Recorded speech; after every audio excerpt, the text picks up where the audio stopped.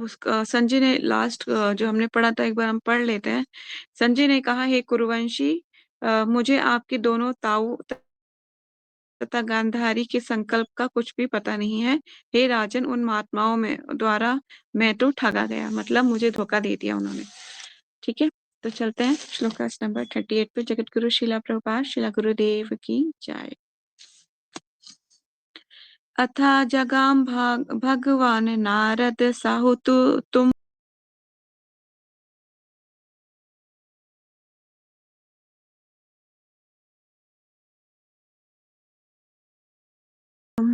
प्रत्युत्थाय अभिवादा अह स अनुजा अभ्याचरण मुनिम। अर्थ तत्पश्चात अजगाम आ पहुंचे भगवान हे देवी पुरुष नारद। नारद सह तंबुरु, अपने तंबूरे के साथ, प्रत्युत्थाय, अपने अपने आसनों से उठकर, अभिवादः, प्रणाम करके, कहा, सा अनुज, अपने छोटे भाइयों समेत, अभयचरण, अच्छे मन से स्वागत करते हुए, मुनि से। अनुवाद। जब संजय इस प्रकार बोल रहे थे तो शक्ति संपन्न देवी पुरुष श्री नारद अपना तंबूरा लिए हुए वहां प्रकट हुए। महाराज युधिष्ठिर ने अपने भाइयों समेत अपने अपने आसन से उठकर प्रणाम करते हुए उनका विधिवत स्वागत किया। ठीक है, तो सारे नारद मुनि तो सर्वत्र विचरण करने के लिए स्वतंत्र हैं, है ना। वो कहीं पे भी आ जा सकते हैं, उनको कोई भी, चाहे वो नीचे के लोकों में जाना हो या फिर ऊपर के लोकों में जाना हो या किसी और ब्रह्मांडों में जाना हो, ठीक है, तो वो सब जगह जाने के लिए पूर्ण स्वतंत्र हैं। और ऐसा भी नहीं है कि अलग अलग ब्रह्मांडों में क्या अलग अलग नारद मुनि होंगे। इस पे क्वेश्चन हो सकता है कि क्या अलग अलग ब्रह्मांडों में अलग अलग नारद मुनि होंगे। तो इसके लिए हमें क्या है कि हमें सीनियर्स से इसको कंफर्म करना चाहिए। ठीक है, लेकिन जहां तक भागवतम में वर्णित है तो यहाँ पे नारद मुनि तो एक ही है। ठीक है, शास्त्रों का निचोड़ ही है, क्योंकि एक ब्रह्मांड की नहीं है बात, ये सबकी बात हो रही है ना। चलते हैं तात्पर्य। देवऋषि नारद को यहाँ पर भगवान कहा गया है क्योंकि वे भगवान के परम विश्वसनीय भक्त हैं। जो लोग भगवान की प्रेम भक्ति में लगे रहते हैं उन्हें भगवान तथा उनके अत्यंत विश्वास पात्र भक्तों को एक ही जैसा माना जाता है। भगवान के को ऐसे विश्वास पात्र अत्यंत अत्यंत प्रिय हैं क्योंकि वे भगवान के यश तथा गुणगान करने के लिए अपनी विविध क्षमता के अनुसार सर्वत्र विचरण करते रहते हैं। जो ये लाइन है इनसे तो यही प्रकट हो रहा है कि नारद मुनि एक ही है, क्योंकि वो सारे ब्रह्मांडों में जाने के लिए स्वतंत्र हैं और वो परम भगवान को ही पूजते हैं, है ना। ऐसा तो नहीं वो एक पर्टिकुलर देवी देवताओं को पूजते हो, वो स्वयं भगवान श्री कृष्ण को पूजते हैं। तो वो ये जानते हैं कि एक ही गोलोक है, वो ये जानते हैं कि गोलोक एक है ना। तो इसका मतलब एक ही नारद मुनि हुए, फिर अलग अलग लोगों के नारद मुनि नहीं होंगे, अलग अलग ब्रह्मांडों के भी नहीं होंगे। ठीक है, तो क्योंकि वे भगवान के यश गुणगान करने के लिए अपनी विभिन्न क्षमता के अनुसार सर्वत्र विचरण करते रहते हैं और अभक्तों को भक्त बनाने के लिए प्रयास करते रहते हैं, जिससे उन्हें सचेतन स्तर पर लाया जा सके। वास्तव में कोई भी जीव अपनी वैधानिक स्थिति के कारण अभक्त नहीं हो सकता, किंतु जब कोई अभक्त या नास्तिक बन जाता है तो ये समझना चाहिए कि वे व्यक्ति अपने जीवन की समुचित अवस्था में नहीं है। समुचित अवस्था से क्या मतलब है कि अभी उसके कुछ पुण्य कर्म मतलब उगे, मतलब कि स्वीकृतियां इकट्ठी नहीं हुई है ना। कहते हैं ना कि अभी बीज जो है उसमें से अंकुरित नहीं फूटा है, अभी सिर्फ मतलब कहते हैं ना कई तरीके के आपने पढ़ा होगा नेक्टर ऑफ डिवोशन में, प्रारब्ध अप्रारब्ध बीजम कूटम पढ़ा है ना सारा कुछ। तो ये अभी जो है कूटम बीजम में पड़े हुए हैं, बीज में ऐसे ही पड़ा हुआ है, अभी इसमें से कुछ प्रारब्ध नहीं आए, कर्म नहीं बने। ठीक है, तो ये है इसका मतलब। तो आगे चलते हैं। यस, तो ये समझना चाहिए कि वे व्यक्ति जीवन की समुचित अवस्था में नहीं है। इसीलिए हमें ये नहीं सोचना चाहिए कि मैं इतनी सारी प्रीचिंग कर रही हूँ कि घर के लोग क्यों नहीं बन पा रहे भक्त। जरूरी नहीं है, घर के लोग तो वैसे नहीं सुनेंगे आपको, क्योंकि जब आपको उन्होंने बड़ा किया है, वो आप मतलब बचपन से आपको देखा है, तो कहते हैं कि ये इसको क्या पता होगा, है ना? अभी का पैदा हुआ मेरे सामने, इसकी सूसू पोटियाँ तो मैंने ही साफ की थी और ये हमें पढ़ाने चली। तो मतलब नहीं, पेरेंट्स नहीं मानेंगे। इसीलिए या फिर कोई और ऐसा इंसान जिसको आप प्रीच कर रहे हो और वो नहीं समझ रहा, तो इसे समझो कि अभी अभी कुछ उसके जो है पुण्य कर्म उदित नहीं है। ठीक है? भगवान के विश्वास पात्र भक्त ऐसे मोहग्रस्त जीवों का उपचार करते हैं, अतः वे भगवान की नजरों में प्रिय माने जाते हैं। भगवान भगवत गीता में कहते हैं कि जो नास्तिकों तथा अभक्तों को भक्त बनाने के लिए भगवान की महिमा का प्रचार करते हैं, उनसे अधिक प्रिय उन्हें अन्य कोई नहीं है। नारद जैसे महापुरुषों को उसी प्रकार का समुचित सम्मान मिलना चाहिए। ठीक है? यहाँ प्रभुपाद जी बोल रहे हैं कि जो भगवान के शब्दों का, जो उनकी वाणी का प्रचार करते हैं, हमें उन सबका सम्मान यथा योग्य करना चाहिए। ठीक है? वैष्णव आपके घर आए, आप किसी वैष्णव को देखें, तुरंत आप प्रणाम कीजिए। हमेशा इस चीज को नोटिस करके रखिए। कभी भी आप किसी वैष्णव को देखें, चाहे आप नहीं भी जानते हो, तो एटलीस्ट हरे कृष्णा बोल के सर जरूर झुकाइए, है ना? तो इससे क्या होगा कि आपको कहते हैं कि अगर वैष्णव को देख के खुश नहीं होते ना, वो भी अपराध की श्रेणी में आता है। पढ़ेंगे आप नेक्टर डिवोशन में कई तरीके के अपराधों के बारे में। ठीक है? तो ये एक अपराध की श्रेणी में। तो प्रभुपाद जी एक लर्निंग दे रहे हैं, जैसे नारद जैसे महापुरुषों को उसी प्रकार समुचित सम्मान मिलना चाहिए जिस प्रकार साक्षात भगवान को मिलता है। मतलब जैसे गुरु है हमारे, है ना, माँ भागवत भक्त है, उनका सम्मान हमें यथा योग्य करना चाहिए।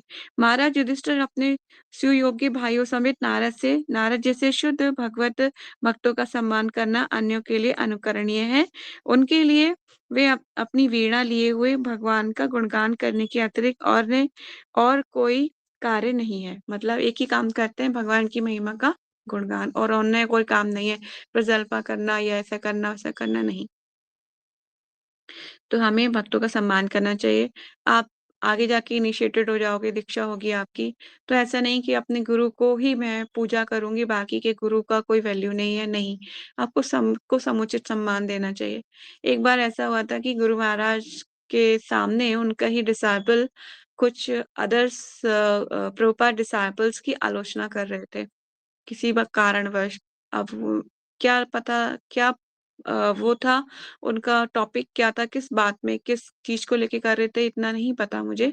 पर लेकिन इतना पता है कि वो मतलब आलोचना कर रहे थे।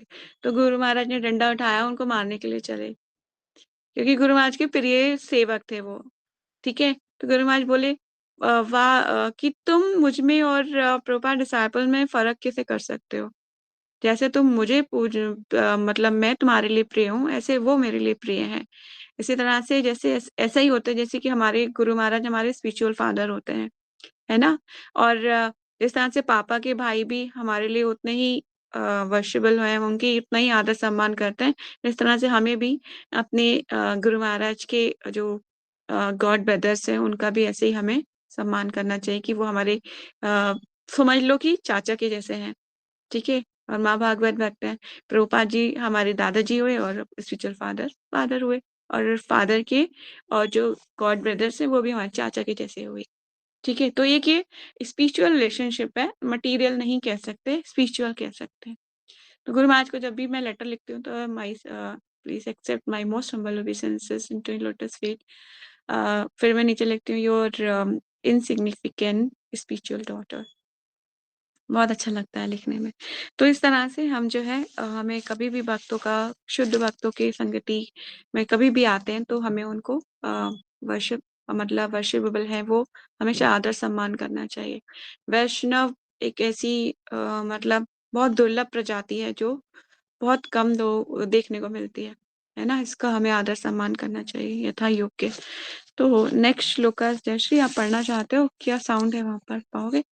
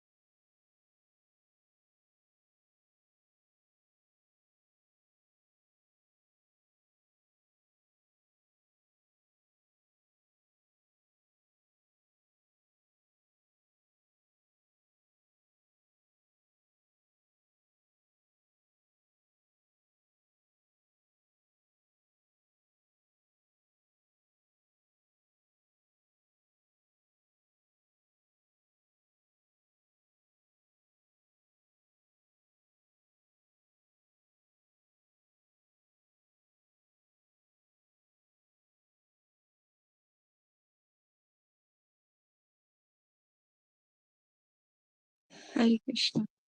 तो यहाँ पर जो है गांधारी जी के बारे में बता रहे हैं, जो ताई है किसकी, युधिष्ठिर महाराज की।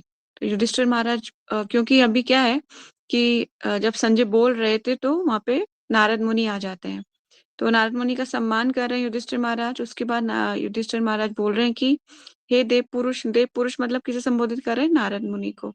हे देव पुरुष, मैं नहीं जानता कि मेरे दोनों चाचा कहाँ चले गए। ना ही मैं अपनी तपस्विनी ताई को देख रहा हूँ, जो अपने समस्त पुत्रों की क्षति के कारण शोक से व्याकुल थी। तो बताया जा रहा है यहाँ पर, प्रोपा जी तात्पर्य में स्पष्ट रूप से बता रहे हैं कि वो गंधारी के बारे में बता रहे हैं कि वो तपस्विनी थी और उन्होंने तपस्या करी। बात तो सच है कि वो देख सकती थी, जब उनका विवाह हुआ तो वो देख सकती थी, लेकिन अ, उन्होंने सोचा कि अगर मेरा पति अंधा है तो मैं भी आजीवन क्या करूंगी, नेत्र पे काली पट्टी बांध लूंगी। तो वो अपने नेत्रों पे काली पट्टी बांध लेती हैं। तो ये इसलिए नहीं कि क्या नाम है कि मुझे इसका कोई अवार्ड चाहिए, इसलिए नहीं कि मेरे को अपने मतलब कि बहुत बड़ी त्यागी देख के लाऊं मैं, नहीं। तो वो इसलिए कि जब मेरा पति नहीं देख रहे इस संसार को, इस सुंदर संसार को नहीं देख पा रहे, तो इसको मेरे लिए भी व्यर्थ है। ठीक है। ऐसे कुछ एग्जाम्पल्स हैं हमारी शास्त्रों में वर्णित की, अलग अलग ऐसी लेडीज हुई हैं, मतलब ऐसी माताएं हुई हैं जो क्या है, एक उदाहरण प्रस्तुत करती हैं, है ना, पतिव्रता स्त्री का। तो हमें इनसे यही लर्निंग लेनी चाहिए कि एक स्त्री को अपने पति के प्रति क्या जिम्मेदारी होती है, क्या होता है। ऐसा नहीं होना चाहिए कि विवाह के बाद क्या होता है कि आप जब बन जाते हो विवाह बंधन में, तो अगर हस्बैंड होता है ना कि अगर तुम्हें मूवी पसंद नहीं है तो अगर तुम्हें ये पसंद नहीं है तो मुझे ये पसंद नहीं है। अगर मतलब ऐसा होता है कि फॉर एग्जाम्पल कि उन्हें आलू खाना पसंद नहीं है, आपके हस्बैंड को फॉर एग्जाम्पल आलू खाना पसंद नहीं है, तो आप कहोगे मैं तो आलू की सब्जी बनाऊंगी, तुम्हें खाना है खाओ, नहीं तो मत खाओ। ऐसा नहीं होगा, फिर आपको उनकी पसंद का बनाना पड़ेगा। ठीक है। और कब वो खाना पड़ेगा। तो ये एक ये ऐसा नहीं है कि माता जी क्या हम अपना मन ही मार लें क्या, हमें तो नहीं खाना था आलू। तो ये क्या होता है, थोड़ा सा हमें मोल्ड करना पड़ता है अपने आप को सिचुएशन के अकॉर्डिंग, है ना। जैसे ही वो देखेंगे आपको कि आप मोल्ड हो रहे हो, नेक्स्ट नेक्स्ट स्टेप में वो क्या बोलेंगे, ठीक है आज मैं तुम्हारी पसंद का खाऊंगा, आज तुम अपनी पसंद का बनाओ। तो इस तरह से दोनों की कंपैरेटिबिलिटी चलते चलते लाइफ जो जो गृहस्थ जीवन की जो गाड़ी है वो चल पाती है। अगर एक भी पहिया अपोजिट डायरेक्शन में जाएगा तो गाड़ी नहीं चल पाएगी। ठीक है। चारों पहियों को सहयोग देना पड़ेगा एक गाड़ी का, तभी गाड़ी आगे बढ़ती है। इसलिए ये बेस्ट एग्जाम्पल है कि हमें अपनी लाइफ में गृहस्थ जीवन में किस तरह से चीजों को चलाना है। ठीक है। आजकल माएँ ऐसी शिक्षाएं नहीं देती हैं, पर माओ की ये जिम्मेदारी होती है, जैसे कि मैंने पहले भी आपको बताया होगा कि जब माता पार्वती का विवाह हुआ था और उनको विदाई हो रही थी, तो जो उनकी मदर थी नैना देवी, नैना या मैना, ऐसी कुछ, नैना नाम था शायद। तो वो क्या करती हैं, चेक करिए, मैना, हिमवान, हिमवान तो उनके फादर का नाम था, हिमवान, मैना देवी था शायद, आई थिंक सो। तो फिर वो उनको शिक्षा देती है प्रतिव्रता स्त्री का धर्म क्या होता है, कौन सी कितने प्रकार की प्रतिव्रता स्त्री होती हैं, और कौन सी स्त्री अच्छी होती है जो अपने पति का अनुकरण करती हैं। तो चलते हैं श्लोकाज नंबर 40 पे। कर्णाधार इव पारे भगवान् पारदर्शकः अथा भाव भाषे भगवान नारदो मुनि सप्त उत्तमः सप्तमः। कर्णाधार जहाज के कप्तान एवं सदर्श अपारे विस्तृत सागर में भगवान भगवान के प्रतिनिधि पारदर्शक दूसरी ओर ले जाने वाले अथा इस प्रकार अभाषे कहने लगे, भगवान हे देव पुरुष नारद, नारद ऋषि नारद मुनि सप्तमम भक्त चिंतकों में सर्वश्रेष्ठ। आप इस अपार समुद्र में जहाज के कप्तान सदृश हैं। किसके लिए बोल रहे हैं, नारद मुनि के लिए। कौन, युधिष्ठिर महाराज। आप इस अपार समुद्र में जहाज के कप्तान के सदस्य हैं, और आप आप ही हमें अपने गंतव्य का मार्ग दिखला सकते हैं। इस प्रकार से संबोधित किए जाने पर देव पुरुष भक्तों में सर्वश्रेष्ठ चिंतक देवऋषि नारद कहने लगे। अब नारद मुनि बोलेंगे कि कहाँ गए थे वो लोग। दार्शनिक चिंतक कई प्रकार के होते हैं, किंतु इनमें से सबसे बड़े वे हैं जिन्होंने भगवान का दर्शन पा लिया है और भगवान की प्रेममय दिव्य सेवा में अपने आप को समर्पित कर दिया है। भगवान के ऐसे समस्त शुद्ध भक्तों में देवऋषि नारद प्रमुख हैं। अतः यहाँ पर उन्हें सभी दार्शनिक भक्तों में सबसे बड़ा बताया गया है। जब तक कोई प्रामाणिक गुरु से वेदांत दर्शन का श्रवण करके विद्वान दार्शनिक नहीं बन लेता, तब तक वे विद्वान दार्शनिक भक्त नहीं हो सकता। उसे अत्यंत दया श्रद्धालु विद्वान तथा विरक्त होना चाहिए, अन्यथा वे शुद्ध भक्त नहीं बन सकता। भगवान का शुद्ध भक्त ही हमें अज्ञान सागर की दूसरी ओर ले जाने का मार्गदर्शन कर सकता है। देवऋषि नारद महाराज युधिष्ठिर के महल में आया करते थे, क्योंकि सारे पांडव भगवान के शुद्ध भक्त थे और देवऋषि नारद आवश्यकता पड़ने पर उन्हें अच्छी तरह सलाह देने के लिए सदैव तैयार रहते थे। तो ये एक कुछ लर्निंग है जो प्रभुपाद जी बोल रहे हैं कि हमें क्या है, जब तक प्रामाणिक गुरु के मार्गदर्शन में रहेंगे हम, तभी हम शुद्ध भक्त बन पाएंगे, है ना। क्योंकि जब आप भगवान की गोलोक जाओगे ना धाम, तो फिर क्या होगा, जब वो देखेंगे कि किस कौन थे आपके गुरु और पता चला कि तो कोई गुरु ही नहीं है, तो आपको वहां पे एक्सेप्ट नहीं किया जाएगा। बिना गुरु के कोई गति नहीं है। हमारे शास्त्रों में कितने एग्जाम्पल हैं कि बिना गुरु के कोई भी मतलब अपने गंतव्य तक नहीं पहुंच सकता। आप देखिए कि हमने बचपन से आज तक कितने गुरु एक्सेप्ट किए। मटीरियली हम पढ़ते थे तब भी हमें गुरु चाहिए था, है ना। हमेशा टीचर चाहिए, हमेशा टीचरों की बहुत आवश्यकता रहती है। टीचर्स टीचर्स टीचर्स टीचर्स बहुत ज्यादा। मटेरियल एजुकेशन चाहिए, जब आपने का खा गा घा ABCD पढ़ी थी तब भी टीचर चाहिए था। पहली टीचर तो माँ होती है घर में, है ना, जब वो सिखाती है। दूसरी फिर मटेरियल टीचर्स मिलती है हमें। फिर उसके बाद और आगे बढ़ते हैं और बहुत अच्छी हमारा अगर भविष्य हुआ, मतलब हमारा भाग्य बहुत अच्छा है, तो हमें भगवान की और गुरु की कृपा से फिर हमें गुरु मिल जाते हैं। पहले तो भगवान की कृपा होती है, फिर हमें भगवान के द्वारा गुरु मिलते हैं। ठीक है। तो हमें अगर गुरु चाहिए ना, तो हमें भगवान से ही प्रेयर करनी चाहिए। भगवान प्लीज मुझे आप मुझे मेरे गुरु जो मेरे गुरु हैं मुझे मिल जाए, जो मैं आप दया करो मेरे पे, कृपा कीजिए। भगवान से रोज रोज प्रेयर करनी चाहिए। रोज प्रेयर सूची महारानी के पास बैठ के जपा करना चाहिए और यही प्रेयर करनी चाहिए। ठीक है। अगर आप लाइफ में आगे बढ़ना चाहते हो तो ये यही मूल मंत्र है। ठीक है, तो चलते हैं हम कहाँ पर, नेक्स्ट श्लोक से। नारद उवाचा। जैसे आप पढ़ोगे ये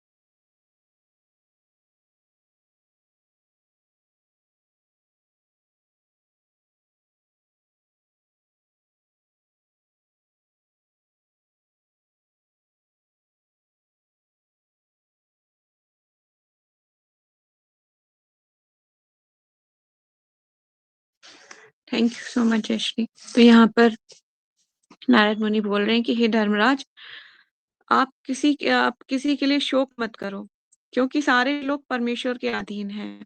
अतएव सारे जीव तथा उनके नेता लोकपाल अपनी रक्षा के लिए पूजा करते हैं और वे ही सबों को पास लाते हैं तथा उन्हें विलय करते हैं। ये बात सच है कि काल के मतलब संयोग से आपकी लाइफ में कोई आएगा और फिर चला जाएगा, कोई परमानेंट नहीं है। ठीक है, आप सोचो कि ये तो परमानेंट ही रहने वाले हैं, या मेरे पेरेंट्स परमानेंट रहने वाले हैं, या मेरा दोस्त परमानेंट रहने वाला है। क्या कोई ऐसा एक एग्जाम्पल आप मुझे बता सकते हो जो परमानेंट आपकी लाइफ में रहा हो?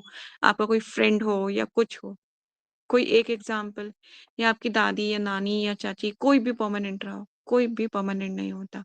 कुछ साल बाद सब लोग आते हैं, अपना काम करते हैं। एक वैसे ही है कि एक स्टेज है और स्टेज पे कोई पापा बन गया, कोई मम्मी बन गई, कोई चाची, कोई ताई, कोई नानी, कोई दादी आ गए, अपना रोल प्ले करते हैं। फिर रोल प्ले करके सब अपने अपने अलग अलग चले जाते हैं, किसी का किसी से। जैसे कि एक होता है ऑन स्क्रीन, एक होता है ऑफ स्क्रीन। ठीक है, तो ऑन स्क्रीन में क्या होता है, सब लोग आपको दिखते हैं, ये मेरे रिलेटिव्स है, सब कुछ। ऑफ ऑफ स्क्रीन में कोई किसी का रिलेशनशिप होता है किसी से? नहीं होता। इसी तरह से हमारा अब इस भौतिक संसार एक स्टेज के जैसा ही सब कुछ रिलेशनशिप दिख रहा है, पर लेकिन जब आत्मा इस शरीर को छोड़ के दूसरे शरीर में प्रवेश कर जाती है, वो सारे रिलेशनशिप छूट जाते हैं उसके पीछे, कोई नहीं होता उसका। ठीक है, तो इसी तरह से बोल रहे हैं कि किसी बात के लिए शोक मत कीजिए, क्योंकि सारे लोग परमेश्वर के अधीन है, अतः सारे जीव उनके जो रक्षा के लिए जो आते हैं, पूजा करते हैं, उसके भगवान की बात कर रहे हैं कि भगवान ही उन्हें पास लाते हैं और भगवान ही अलग कर देते हैं, विलग करते हैं। तो ये तो काल का संयोग है, कुछ लोग आएंगे, कुछ लोग जाएंगे। जैसे कि ट्रेन होती है ना, ट्रेन, कुछ लोग उसमें चढ़ते हैं, फिर उनका गंतव्य आ जाते हैं, वो उतर जाते हैं, फिर सब लोगों का अलग अलग होता है ना। एक ट्रेन में, एक लंबी सी ट्रेन है ना, और उस वो ट्रेन कई अलग अलग स्टेशन पे उतरती है, रुकती है। तो फिर लोग जो जिसमें चढ़े होते हैं उनको अलग अलग स्टेशन पे उतरना होता है, तो वो उतर जाते हैं, है ना, जिसका जो स्टेशन आ गया वो उतर गया। ऐसा तो नहीं कि तू बैठा रहे, जहां मैं उतरूंगी तू वहीं उतरना, ऐसा होता है क्या? नहीं होता। सब अपने अपने टाइम काल परिस्थिति के अनुसार हमारी जिंदगी में आएंगे, फिर चले जाएंगे, आएंगे फिर चले जाएंगे। कोई नया आएगा फिर, कि नए लोग चढ़ते हैं ना रेल, ऐसा भी तो होता है, अलग अलग स्टेशन पे लोग चढ़ते हैं, कोई नया आएगा, फिर थोड़े दिन बाद उसका भी समय, उसका स्टेशन आ जाएगा तो वो उतर जाएगा। ऐसी ही लाइफ चलती रहती है, चलती रहती है। जब हमारा गंतव्य आ जाता है तो हमें भी वो ट्रेन, हमारा शरीर छोड़ना पड़ता है। ठीक है, तो कोई परमानेंट नहीं है। तो इसी तरह से यहाँ पे बता रहे हैं नारद मुनि की काल के सहयोग से पास भगवान उन्हें लाते हैं और विलग कर देते हैं। तो तात्पर्य में प्रभुपाद जी बहुत सुंदर तात्पर्य दे रहे हैं। एक फर्स्ट पैराग्राफ बहुत इंपॉर्टेंट भी है कि सारे जीव, चाहे वे इस जगत में हो या आध्यात्मिक जगत में, परमेश्वर के अधीन है। ठीक है, हम भगवान के एक ऐसा नहीं है कि हम भगवान से स्वतंत्र हैं। हम स्वतंत्रता का, हमारे पास कोई लक्षण ही नहीं है, स्वतंत्रता नामक वर्ड ही नहीं यूज करना चाहिए, है ही नहीं स्वतंत्र। अभी आप, अभी 7:45 बज रहे हैं ना, 7:42 हो रहे हैं, तो आप इसे रोक सकते हो, कि समय को रोक सकते हो? नहीं, क्यों? अगर आप स्वतंत्र हो तो रोक के दिखा दीजिए ना, आप स्वतंत्रता तो है ही नहीं, इस समय को आप रोक नहीं सकोगे। एक समय, आज का दिन फिर बीत जाएगा, हमारा एक दिन हमारी लाइफ से काल खा जाएगा। ठीक है, कम हो जाएगा, हम और बुढ़े हो जाएंगे 1 साल। अब देखो, समय बीतता जा रहा है, बीतता जा रहा है, बीतता जा रहा है, पर हम उस समय के हिसाब से नहीं चल पा रहे हैं, नहीं चल पा रहे हैं, पीछे रह जा रहे हैं, रोज रोज रोज रोज रोज रोज। पर हमें प्रैक्टिस कराई जा रही है कि क्या करो, रोज रोज चैंटिंग तो करो कम से कम, है ना। वो हमारे हाथ में, वो करने का पूरा प्रयास करना चाहिए। तो ये बोल रहे हैं कि प्रत्येक जीव, चाहे वे इस जगत में हो या आध्यात्मिक जगत में, परमेश्वर के अधीन है। इस ब्रह्मांड के नायक ब्रह्मा जी से लेकर एक क्षुद्र चींटी तक सभी परमेश्वर की आज्ञा का पालन करने वाले हैं। इस प्रकार जीव की स्वाभाविक स्थिति भगवान के अधीन रहने की है। मूर्ख जीव, विशेषतया मनुष्य, झूठे ही परमेश्वर के नियमों के विरुद्ध विद्रोह करता है। तभी तो यहाँ भटक रहे हैं हम, इस मटीरियल संसार में। किस लिए विद्रोह करा? भगवान से। भगवान बोले ठीक है, जाओ, जाके वहां रहो। ठीक है, तो विद्रोह के कारण होता है ऐसा। और इस तरह असुर या नियम भंग करने वाले के रूप में प्रताड़ित होता है। कोई भी जीव परमेश्वर की आज्ञा से किसी विशेष स्थिति को प्राप्त होता है और वे परमेश्वर या उनके अधिकृत दूत के आदेश द्वारा किसी अन्य पद पर बिठाया जाता है। ठीक है। तो हमें कभी कभी लाइफ में बहुत सारे अपुलेंस मिल सकती है। कोई ऊंचा पद पे आपको बिठाया जा सकता है ना। ऐसा भी हो सकता है आपको कुछ ऊंचा मिल जाए। या फिर कभी कभी ऐसा भी हो सकता है कि आपको बहुत निकृष्ट समझा जाए, या फिर हमारे कर्मों के अनुसार हमें जो है नीचे, हम कभी लाइफ में प्रोग्रेस ना कर पाए। ये भी हमारे कर्मों के अनुसार ही होता है। लाइफ में आने घटने वाली प्रत्येक घटना का हमारे कर्मों से, हमारे पूर्व जन्म के कर्मों से मतलब पूरा लेखा जोखा उससे ही मतलब चलता है। ठीक है। ऐसा नहीं है कि अलग हमने कुछ अभी बना लिया, नहीं। पर क्या होता है, लेकिन जब हम भक्ति जीवन में आ जाते हैं तो भगवान हमारी उसका टेक केयर करते हैं।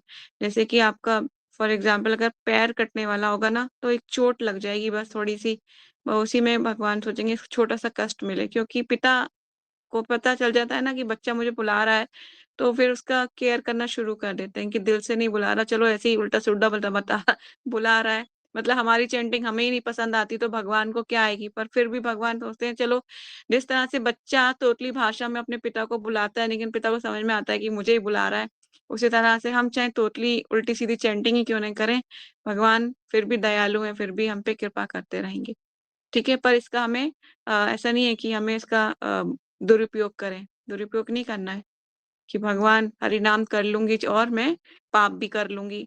अच्छा माता जी मैंने ना बहुत सारी चींटियों को मार डाला, तो कल तो मैं ना 4 माला एक्स्ट्रा कर लूंगी। ऐसा नहीं होगा। जानबूझ के ऑफेंस करोगे तो उसका बहुत भयानक परिणाम भुगतना पड़ेगा। ठीक है। तो लास्ट के पैराग्राफ में प्रभुपाद जी बहुत सुंदर बता रहे हैं, सामान्यतः कोई भी किसी योजना से अपने सुख या दुख के प्रवाह को बदल नहीं सकता। कोई योजना बना लो आप, ए प्लान, बी प्लान, सी प्लान, डी प्लान, पर क्या है, आपको जो जितना सुख आना है उतना मिलेगा, जितना दुख आना है उतना मिलेगा। ना एक बूंद ज्यादा ना एक बूंद कम। ठीक है। जिसको अगर गाली खाने को मिलनी है कि तुम्हें गाली मिलेगी बेटा, तो गाली मिलेगी ही मिलेगी, चाहे कहीं से भी मिले। ठीक है।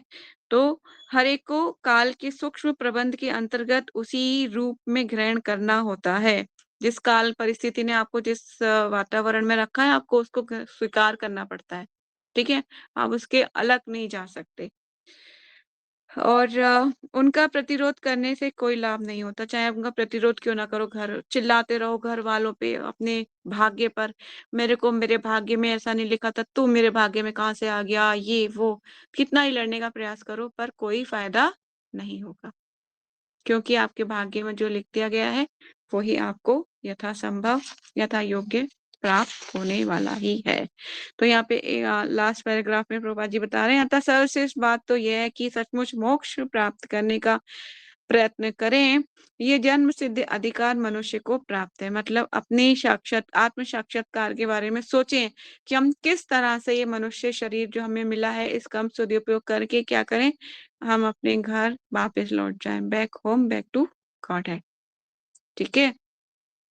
क्योंकि उसके मन तथा बुद्धि अत्यंत विकसित होते हैं। मनुष्य जीवन में मोक्ष लाभ के लिए मनुष्य को ही विभिन्न वैदिक आदेश उपलब्ध हैं। ये सब कुछ ज्ञान किसके लिए है? मनुष्य के लिए। पशुओं के लिए नहीं है, जानवरों के लिए नहीं है, उनको कोई भी कर्म का बंधन नहीं लगता है। आप सोचो कि माता जी एक छिपकली ने कीड़े को खा लिया, अब तो उसको मतलब मर्डर का केस लगेगा, इसके पर कर्म का बंधन चढ़ गया? नहीं। वो एक भोग योनि है। वो भोग रही है अपने जो पूर्व जन्म के जो उसने कर्म किए हैं उसको वो भोग रही है। ठीक है। उस पे कोई नहीं चलेगा, उस पे कोई कर्म का बंधन नहीं, मनुष्य पे चढ़ता है। ठीक है। मनुष्य शरीर एक ऐसा योनि है, मनुष्य योनि की उसको, वो जो कर्म करेगा मनुष्य शरीर से उसका उसको बंधन उसको लगेगा ही लगेगा। उस आगे की योनि में प्रवाह कर जाएगा ना, अनेक तरह की योनि में, फिर उसको वहां पे जो उसने कर्म मनुष्य शरीर में किए तो उसको उसके अकॉर्डिंग वहां पे उसको भुगतना पड़ेगा। तो जो जानवरों की योनि है या और योनियां हैं तो भोग योनि है। मनुष्य योनि भी इसलिए प्राप्त है कि आप भोग करने के लिए तो मिली हुई है, आपको जो दिया गया आपको भोगना पड़ेगा। मान लो आपके पास बहुत सारा ओपुलेंस आ जाए, बहुत सारा पैसा धन संपत्ति आ जाए, तो आप छोड़ो, नहीं नहीं नहीं मुझे नहीं चाहिए, छोड़ो फेंको उसको, मुझे नहीं चाहिए। तो आपको नहीं चाहिए, तब भी वो रहेगा ही रहेगा आपके पास, कहीं ना कहीं से आता ही रहेगा, नहीं जाएगा। देखो आप, बहुत से लोग ऐसे होते हैं जो बहुत सारा धन होने के बाद भी वैराग्य का प्रदर्शन करते हैं, तो क्या उनके पास धन आना कम हो जाता है? नहीं, वो आता ही रहेगा, क्योंकि जब तक भाग्य में लिखा है तब तक आएगा ही आएगा। ठीक है। और जब तक भाग्य में अगर दुख लिखा है तो दुख ही आएगा। आप सुख की कहा, सुख के लिए कितना ही प्रयत्न कर लो कि मुझे सुख मिल जाए, सुख मिल जाए, नहीं मिलेगा, नहीं मिलेगा। जितना जितना लिखा है उतना उतना ही आपको मिलना ही तय है, मतलब अवश्य भी है, ये मिलेगा ही। इसलिए आप बोल रहे हैं, क्योंकि उसके मन तथा बुद्धि अत्यंत विकसित होते हैं। मनुष्य जीवन मोक्ष लाभ के लिए मनुष्य को ही विभिन्न वैदिक आदेश उपलब्ध हैं। कोई भी उन्नत बुद्धि के इस सुअवसर का दुरुपयोग करता है तो वह अधम है।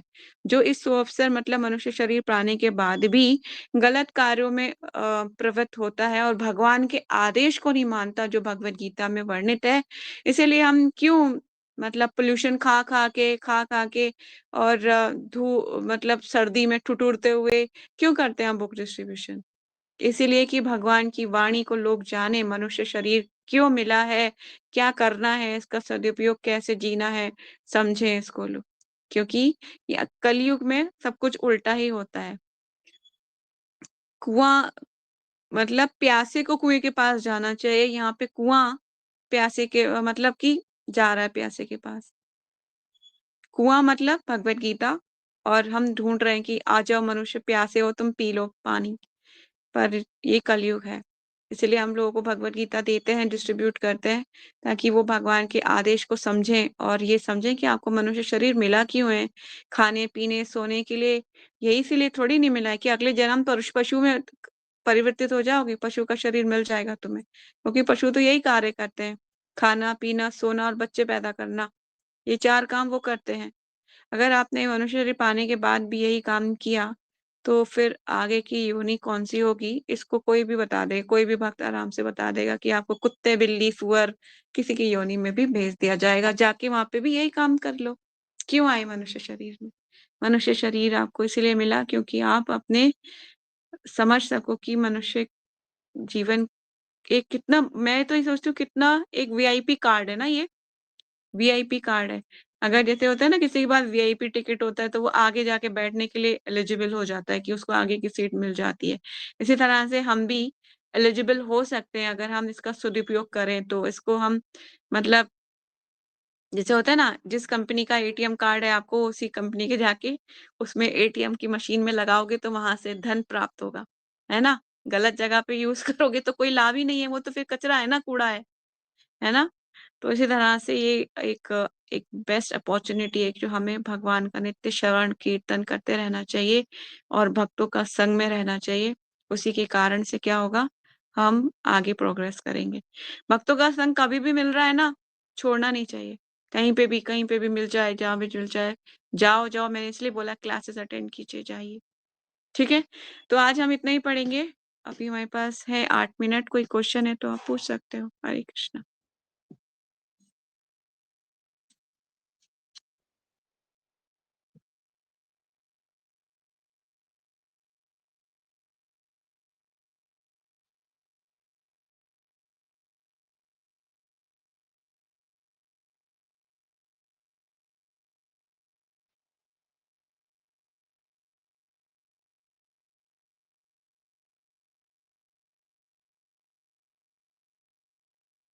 हम्म।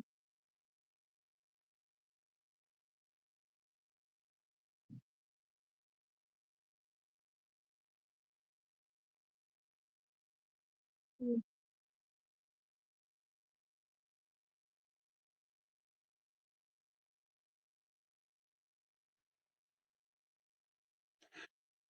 इसमें परिस्थिति तो परिस्थिति मैटर करती है कि कैसी परिस्थिति है।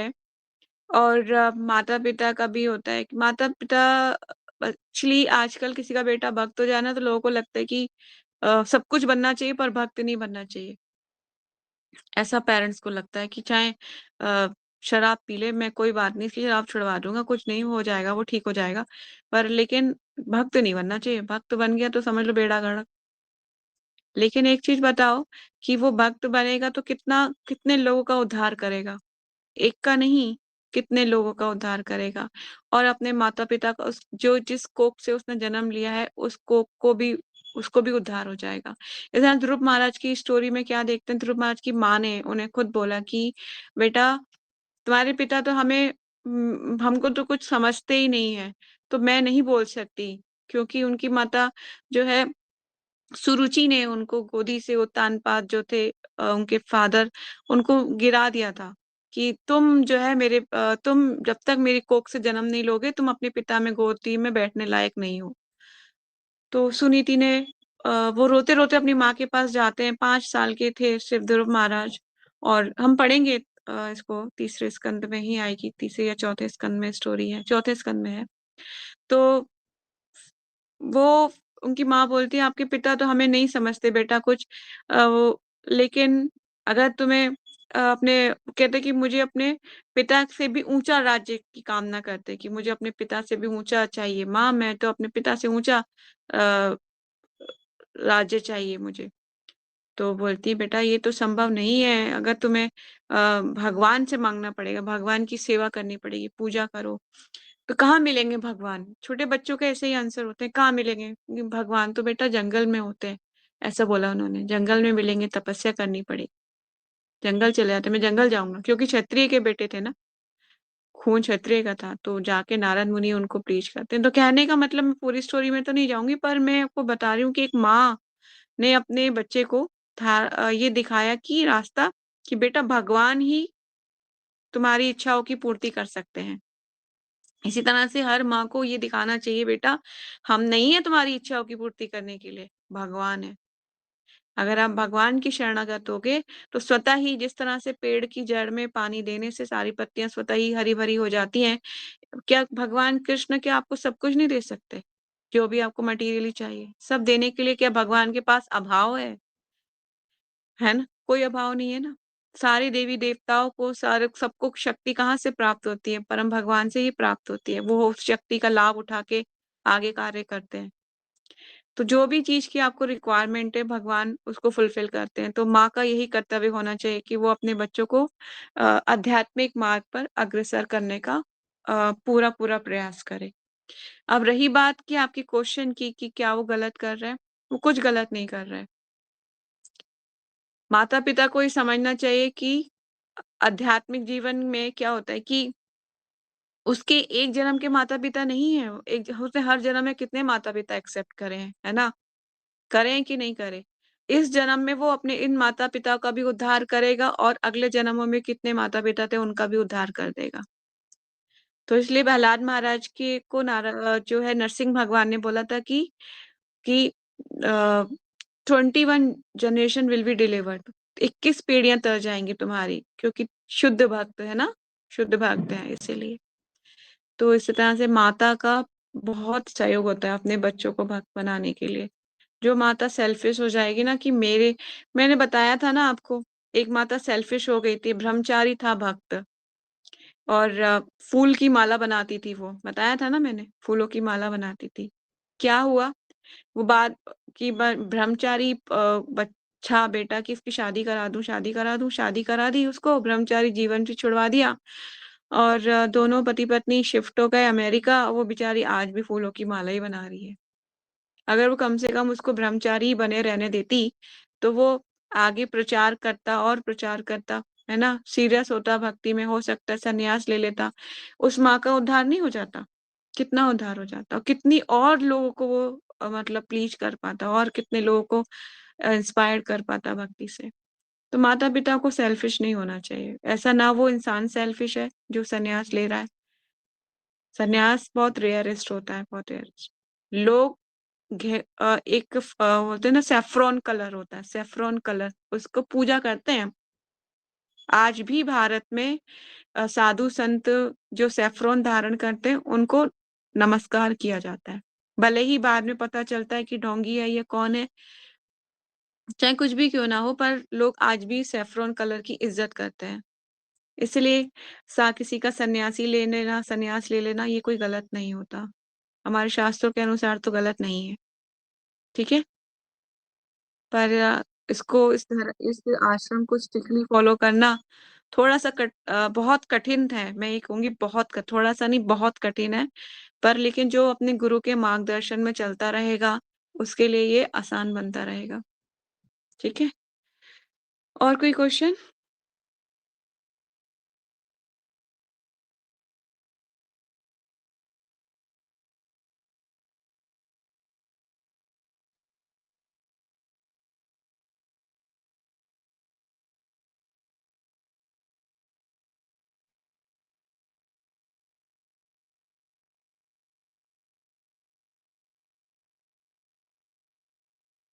नहीं, ये तो बहुत अच्छी फीलिंग है।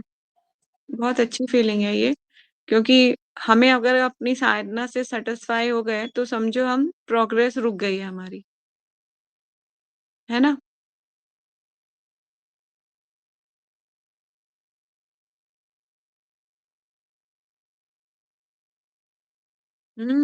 यस, वेरी इंपॉर्टेंट है ये। देखिए, मुझे तो हर दिन ऐसा ही लगता है, मैं आपको तो नहीं बता सकती, पर मेरे खुद का मैं बता रही हूँ कि मुझे तो ये लगता है कि मैं बहुत ही पुअरेस्ट हूँ, रीडर भी नहीं हूँ, कुछ भी नहीं आता है मतलब। अभी कुछ भी नहीं पढ़ा, कुछ भी सब अधूरा रह रहा है।